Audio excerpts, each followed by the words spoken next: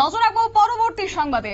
রাত 12টার পরও বাজছে উচ্চ স্বরে গান, আর এই অভিযোগ পেয়েছে এনসিসি থানার পুলিশ, এবং যার ফলে তারা সেই এলাকাতে যান এবং সেই সাউন্ড বক্সগুলি তাদের হেফাজতে নেন।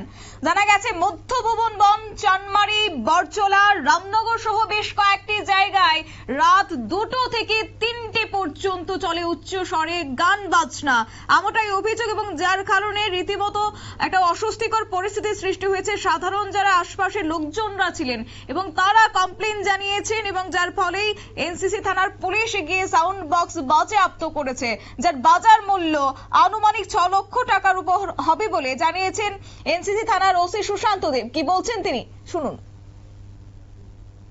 অ্যাকচুয়ালি আমরা গত বছরদিন বিভিন্ন জায়গা থেকে কমপ্লেন আসছিল, যদিও ফেস্টিভ সিজন চলছে, কিন্তু তাতে 2টা 3টা 4টা হিউজ ভুল পরিবহন চালিয়ে বিভিন্ন এলাকাতে বক্স বাজছিল, যেখানে সাধারণ যারা বাড়িতে হাই বিপি পেশেন্ট আছে, রোগী আছেন, ওদের খুব অসুবিধা হচ্ছিল। যারা কিন্তু অনেকবার আমরা পুলিশ থেকে বারণ করার পরও কিন্তু ওরা স্টপ করেনি বা ভলিউম কম করেনি।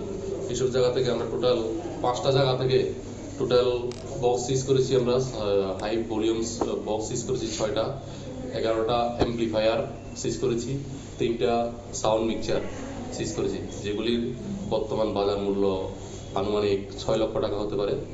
তো এগুলিকে আমরা সিজ করেছি, এবং আমরা 7 জন মালিকের বিরুদ্ধে আমরা কেস পাঠিয়েছি মাননীয় আদালতে।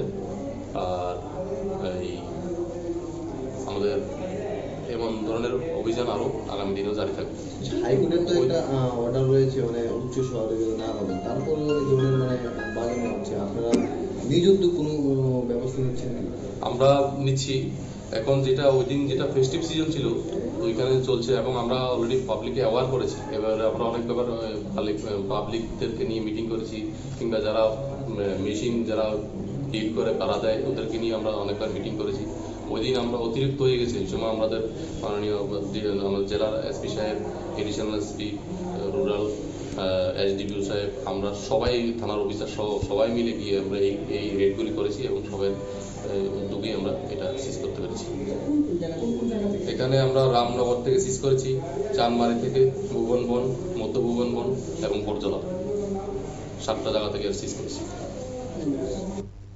আপনারা শুনলেন এনসিসি থানার ওসি সুশান্ত দেবের বক্তব্য, অর্থাৎ রাত 12টার পরও কিভাবে উচ্চ স্বরে গান বাজনা চলে, এবং বারংবার তাদেরকে বারণ করা হয়েছে, এবং এলাকাবাসীদের পক্ষ থেকে বাধা প্রদান করা হয়েছে, এবং সেই সঙ্গে পুলিশ গিয়ে সেখানে তাদেরকে বারণ করেছে, কিন্তু তারপরও কার্যত পুলিশের হুমকি ধুমকিকে তোয়াক্কা না করে তারা রীতিমতো রাত 2টো থেকে 3টে পর্যন্ত উচ্চ স্বরে গান বাজনা তারা চালিয়েছে, এবং যার ফলে 7টি জায়গা থেকে সেই সাউন্ড বক্সগুলি তারা বাজেয়াপ্ত করেছেন, এবং সেই সঙ্গে 7 জন মালিকের বিরুদ্ধে মামলা দায়ের করেছে। নিয়ে নিচ্ছে ছোট্ট একটি বিজ্ঞাপন বিরতির সঙ্গে থাকুন।